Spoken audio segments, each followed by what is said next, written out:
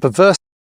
This is the film you will not see on the BBC or CNN or any other Western media. Over the last year, we have witnessed what is the greatest crime of the 21st century. And perversely, it's a crime that has been meticulously documented and presented to us by the people who are carrying it out. We at Al Jazeera have collated all that evidence, packaged it. What it reveals is truly shocking. We focus on the town of Khibu Qaza, which is a small town of about 13,000 people. The Israeli army enters this town just after Christmas. It's emptied of people, and they simply destroy it. And they record to themselves doing it. They post before and after videos, and the town is entirely flattened. There is no precedent for this in the whole history of the Israeli army. We have become addicted to explosions. The willful destruction of civilian property for punitive reasons, or even perhaps to create a buffer strip, is illegal. You can't do that. It's against international law. And they're doing it, and they're recording it, and they're putting it on Facebook. And we know the names of the soldiers and the commanders who did it. They go into the homes of Palestinians, and they're often clearly staying there, and they just smash them up. And they film themselves smashing them up. They also delight in going through women's underwear drawers, and this is a sort of recurring obsession.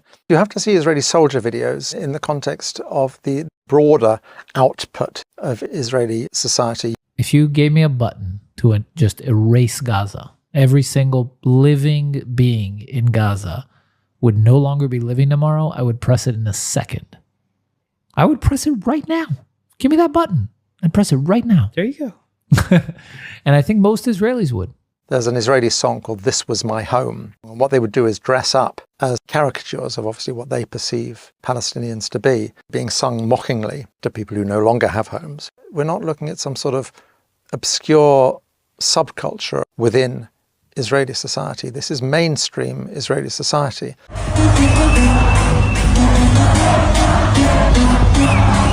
When people tell you who they are, believe them. It's an entire nation out there that is responsible. And we will fight until we'll break their backbone.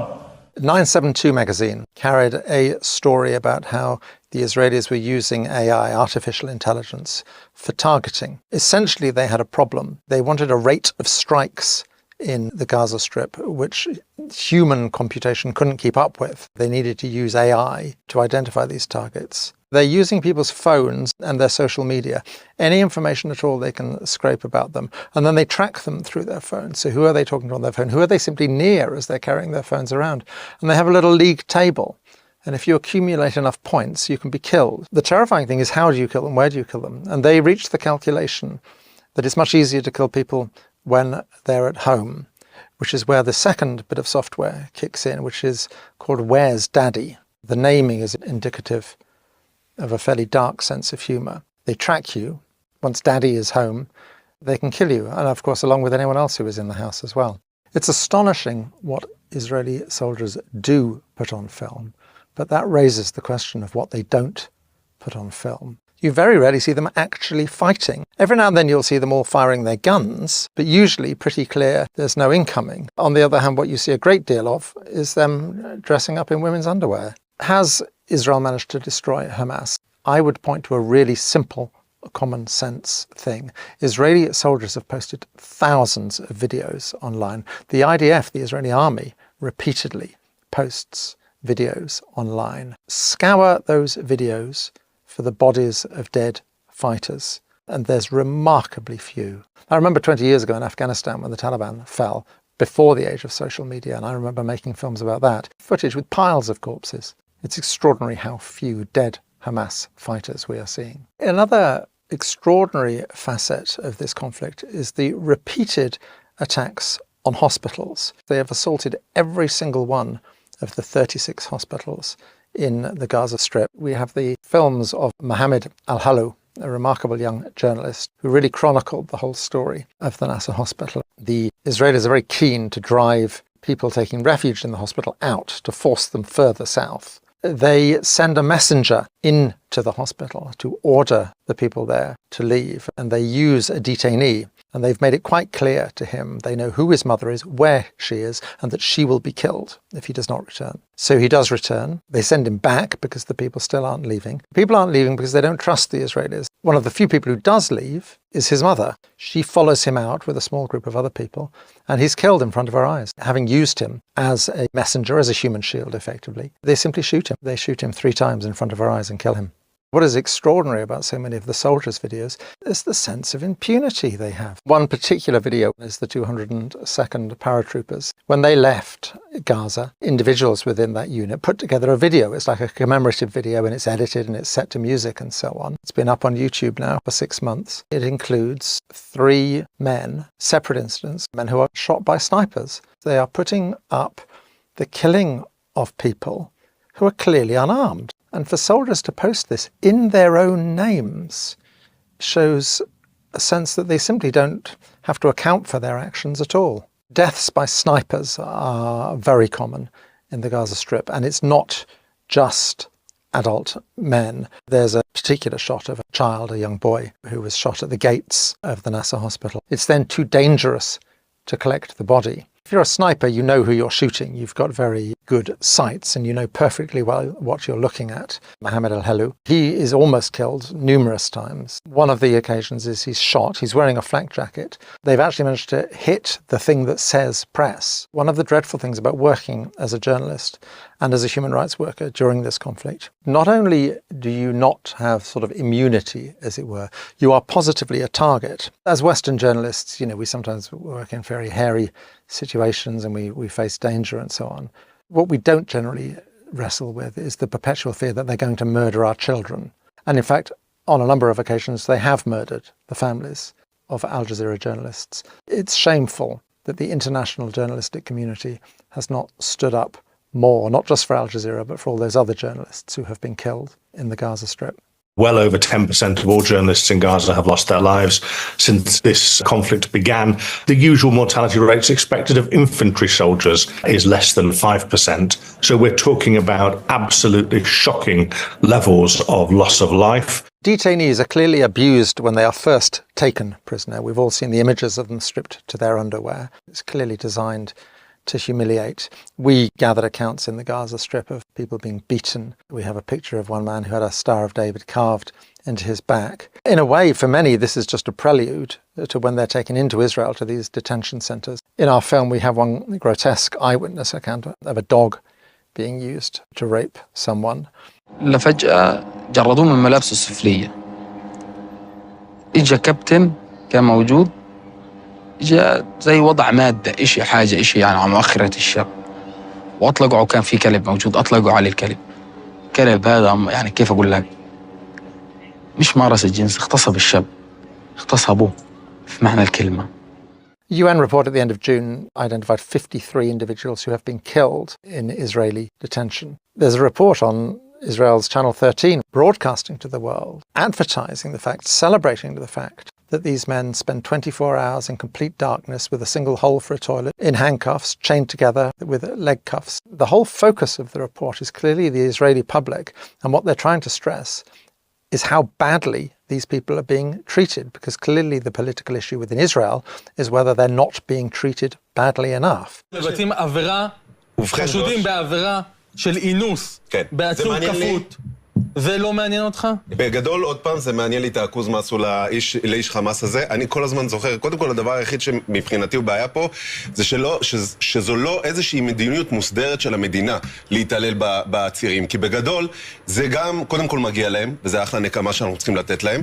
ודבר שני, אולי זה גם ישמש אותנו קצת יותר כהרתעה. No one can hide here. No one can pretend they didn't know what was happening, because the Israelis were shouting it in our faces. Human shields are an enormously important topic, and it's an absolute indictment of Western media, the way this is covered. The idea that Hamas, the Qassam brigades and so on, used the civilian population as human shields. There is no evidence that they are positively using them as human shields, in the sense that they're hiding behind them, not allowing them to leave or not telling them that they're there. A second point about that as well. What is there about Israeli behavior over the last year that would lead anyone for a moment to think that the presence of civilians would lead them to hold their fire. There's absolutely nothing to suggest that they would respect the fact that there are civilians in the way and therefore not shoot, which means that it would be utterly pointless for Hamas. I've looked at the Qassam Brigade's own combat videos, which are a stark contrast to the videos that the Israeli soldiers put online. There's over 300 of them, and they very often show successful attacks on tanks and other armoured vehicles. These attacks all take place in desolate, abandoned landscapes. I have not seen a single civilian. Now then there is the secondary point. The UN, international and Israeli human rights organisations have found the Israelis to be guilty of using human shields. In the film we have footage of this. You can see it. There they are, hiding behind people, resting their guns on their shoulder. They've got a man and he's being forced to go and inspect empty buildings, open the doors and so on, so that if they're booby-trapped or if there's an ambush, he will get it. It's clearly absolutely systematic. Now, the fact that the entirety of Western media and the Western political class continues to trot out this mantra about it being Hamas that hides behind human shields, when all of the abundant evidence suggests precisely the opposite. The Israelis today saying that Hamas use Palestinians as human shields. Do they? Killing the victims, then blaming the victims for killing themselves. I mean, what is this logic? Palestinian groups take their own people hostages. This is racism. This is sickness. The appalling caliber of the journalism is just absolutely shocking. Israeli behaviour is dependent on the indulgence of the West. We use some of Matt Kennard's reporting in Declassified UK. Matt has done an awful lot of work exposing the role of RAF at Kriteri, a place most British people probably haven't heard of, but we still own a chunk of Cyprus, and on it we have a bloody great Air Force base.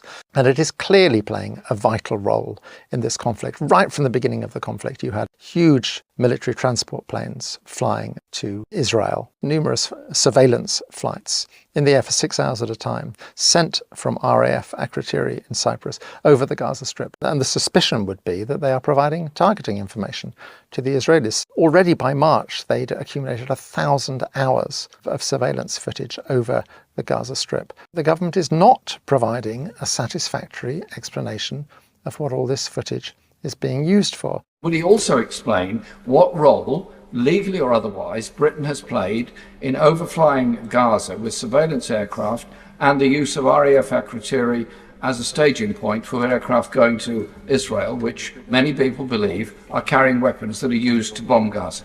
I am very comfortable with the support that we give to Israel, and I won't comment on operational issues. The double standards of Western media, of Western politicians, are just breathtaking. I mean, you just have to look at David Lammy and Keir Starmer's response to the Iranian attack on Israel, which didn't actually kill anyone.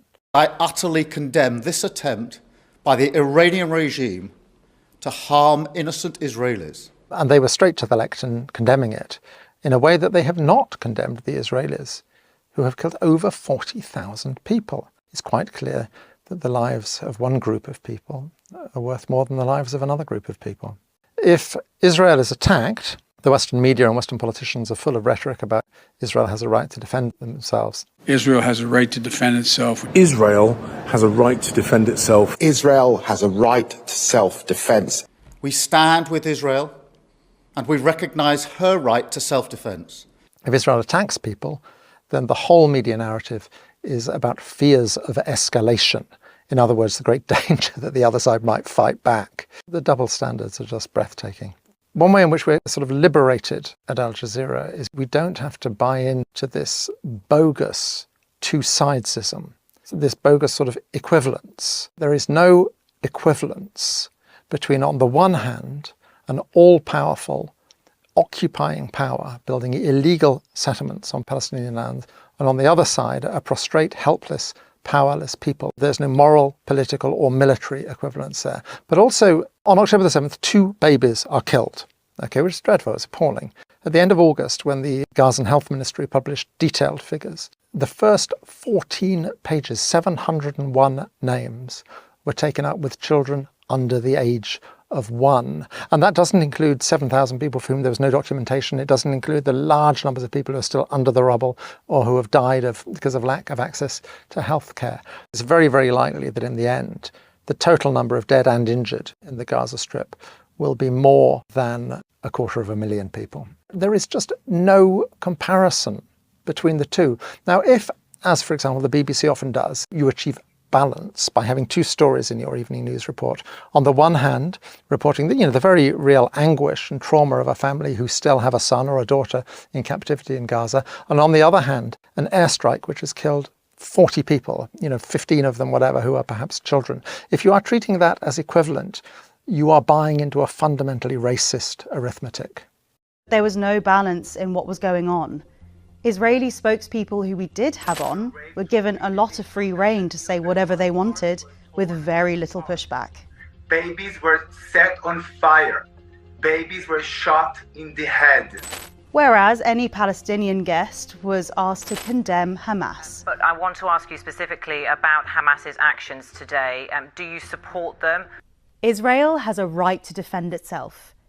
That was the editorial line that was drilled into us, into all of our coverage. To a guest talking about, Israeli airstrikes killing Palestinians in Gaza, that would be the response from our presenters. Denying access to food is collective punishment, and that we should all be clear in saying that.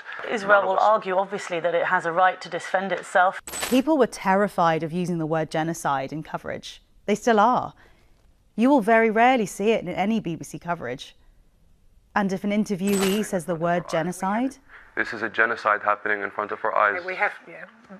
That word is, as you know, incredibly emotive, and the Israelis, as you know, will be saying that they are targeting Hamas only.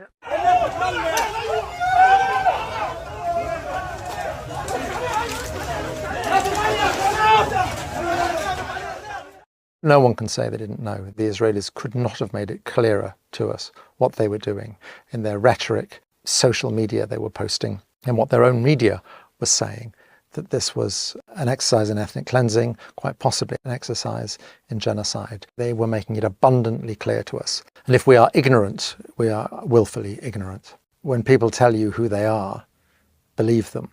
And the Israelis have certainly told us who they are over the last year. The experience of the last year is testimony to the inadequacy of traditional media in the West, which seems simply to be unable to tell this story as it really is. And it highlights more than ever the need for independent media, outlets like Double Down News. And I would urge you to support Double Down News on Patreon.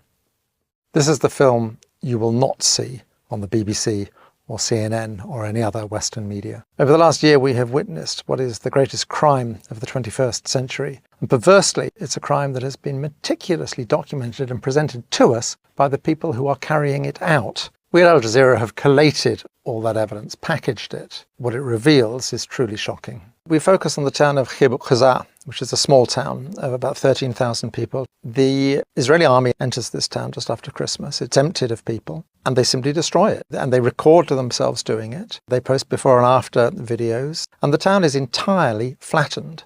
There is no precedent for this in the whole history of the Israeli army. We have become addicted to explosions. The willful destruction of civilian property for punitive reasons, or even perhaps to create a buffer strip, is illegal.